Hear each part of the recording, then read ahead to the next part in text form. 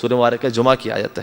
نماز جمعہ میں واجب تو نہیں ہے پڑھنا، لیکن یہ کہ علماء کرام کم از کم مستحب ہے تو بہت سے مقامات پر پڑھی جاتی ہے پہلی رکعت میں. آخری آیات میں سے فَإِذَا قُضِيَتِ الصَّلَاةُ فَانتَشِرُوا فِي الْأَرْضِ، اس کا پہلا حصہ یہ خود بہت بڑا پیغام ہے کہ اے انسانوں جب تم نماز پڑھ لو تو زمین میں پھیل جاؤ، محنت کرو، روزگار کماؤ. فَانتَشِرُوا فِي الْأَرْضِ، اللہ کو کاہل انسان پسند نہیں ہے.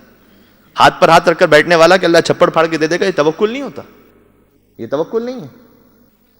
تو چھپڑ بھی اتنے مہنگے ہونے لگیں گے، اگر اللہ دے بھی دے تو ساری رقم چھپڑ بنانے میں لگ جائے گی پھر سے، اس لیے اس امید پہ چھوڑ دے. نہیں، اللہ کہتا ہے محنت کرو. فَانتَشِرُوا فِي الْأَرْضِ، مولا امیر المومنین سے بڑھ کر کون محنت کرنے والا ہوگا؟ جس نے سینکڑوں کنویں کھودے اور وقف کیے مسلمانوں کے لیے اور ہمارے تو. اور پھر جب محنت کر لو، دیکھیں اس آیت کا پیغام کیا ہے، وَابْتَغُوا مِن فَضْلِ اللَّهِ، یعنی محنت کرو، رزق تلاش کرو. لیکن جب تمہیں کچھ رزق مل جائے تو وَابْتَغُوا مِن فَضْلِ اللَّهِ، اسے اپنی محنت کا کمال نہ سمجھنا، فضل خدا بندی سمجھنا. اللہ اکبر، اللہ اکبر. یعنی اس مختصر سی آیت میں پورے رزق کا فلسفہ موجود ہے جو اللہ کی جانب سے عطا ہوتا ہے. کیونکہ میں بہت بڑا چیمپئن ہوں کہ جو مجھے مل رہا ہے. نہیں، اپنی عقل پہ ناز نہ کرنا. اگر دنیا میں سب سے زیادہ جو عقل مند ہوتا اسی کو سب سے زیادہ اللہ رزق دے رہا ہوتا تو وہ جو سب سے عقل مند ہے اسے سب سے امیر بھی ہونا چاہیے تھا. جبکہ آپ نے مجھ سے زیادہ آپ کی زندگی کا تجربہ ہے. یعنی دیکھا آپ نے کتنے انگوٹھا چھاپ ہیں کہ جو کروڑوں میں کھیل رہے ہیں؟ ہے ہی نہیں ایسا. خالی کیا عقل پہ دار. اگر دنیا میں جو سب سے زیادہ جسمانی طاقت رکھتا ہے اسی کے پاس رزق ہوتا تو جو سب سے بڑا باڈی بلڈر ہے اسے سب سے امیر ہونا چاہیے تھا. نہیں، یہ معاملہ نہیں. اللہ نے کیا کہا؟ اللہ نے یہ کہا کہ تم محنت کرو. وابتغوا من فضل اللہ، محنت کرنا تمہارا کام ہے، فضل خداوندی سے عطا کرنا ہمارا کام ہے. اب اس میں امتحان ہے. لیکن میرا موضوع رزق نہیں ہے، ورنہ بہت اچھا موضوع ہے. اور پھر کم از کم پورا 1 گھنٹہ بات ہونی چاہیے کہ اللہ کی جانب سے جو رزق عطا ہوتا ہے اس کا فلسفہ کیا ہے. لوگوں کی جانب سے سوال ہوتا ہے کہ مولانا بہت محنت کرتے ہیں، کوشش بھی کرتے ہیں، دعا بھی کرتے ہیں، لیکن رزق بڑھتا نہیں ہے. اور کتنے ایسے ہیں کہ جو گناہ گار ہیں، فاسق ہیں، فاجر ہیں، انہیں ایسا لگتا ہے کہ جناب علی جو رزق کا فریضہ حضرت میکائیل علیہ السلام انہی کے گھر پہ نازل ہوتے ہیں. ہمارے یہاں تو حضرت اسرائیل ہی نازل ہوتے ہیں خالی، تو موت کا فرشتہ ہے ملک الموت. تو معاملہ کیا ہے؟ تو یہ اللہ کی جانب سے جو رزق عطا ہوتا ہے اس کا پورا فلسفہ ہے. کسی کے لیے پروردگار عالم دے کر امتحان لیتا ہے، کسی کو نہ دے کر اس سے بھی امتحان لیتا ہے. اور پھر اللہ نے دیکھیں ایک آیت اور پڑھ دو، قرآن کریم کا ظاہر ذکر ہو جائے، اچھی بات ہے. ایک آیت کریم اور پڑھ دو.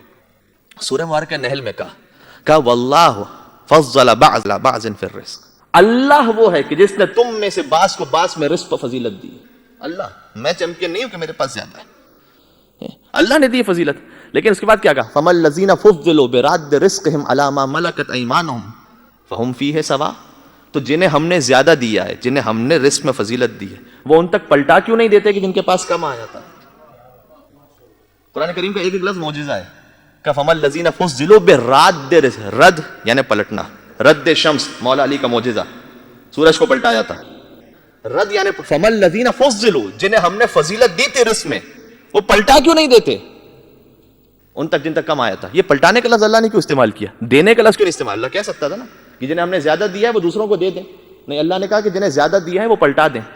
پلٹانے کا مطلب کیا ہے؟ لیکن میں آپ سے سوال کرتا ہوں، بچوں کو سمجھ میں آ جاتا کہ آپ یہاں مجلس میں تشریف لائے ہیں، آئے ہیں، یا پلٹ کر آئے ہیں؟ آئے ہیں، پلٹ کر گھر جائیں گے.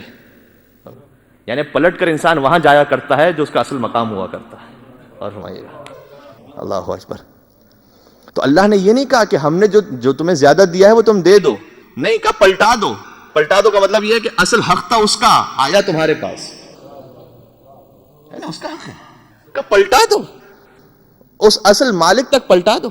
فَهُمْ فِيهِ سَوَاءٌ، اس کے بعد آگے کہا تاکہ سب برابر ہو جائیں استعمال میں. یعنی اللہ کہنا چاہتا ہے کہ تقسیم رزق میں ہم نے فضیلت دی ہے، استعمال رزق میں سب برابر ہے. اور فرمائیے گا استعمال میں کوئی فرق نہیں ہے، استعمال میں اس کا بھی حق ہے. تو یہ تو ہے رزق کا فلسفہ جو سورہ مبارکہ جمعہ میں بیان کیا. کہا کہ اللہ کی روزی کے لیے جاؤ، تلاش کرو، محنت کرو، اس کے بعد اللہ کا فضل سمجھ کے اسے قبول کرو، دوسروں تک پہنچاؤ.